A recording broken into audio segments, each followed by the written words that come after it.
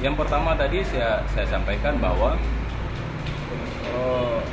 Aceh ini sebagai daerah yang punya otonomi khusus. Pemimpin kita itu baik legislatif maupun eksekutif itu dites baca Al-Quran yang pertama. Nah, presiden itu adalah puncaknya eksekutif. Eksekutif yang paling tinggi adalah presiden. Nah, kita ingin bahwa presiden itu kan presiden Aceh juga. Kenapa tidak kita tes uji baca Al-Quran yang pertama. Yang kedua, politik identitas sekarang sedang dimainkan. Kami garis bawahi tidak ingin ada terjadi talfik identitas. Kami tidak ingin. Maka salah satunya untuk meminimalisir, untuk memfilter ini adalah kedua pasangan calon kita uji tes kemampuan baca Al-Quran.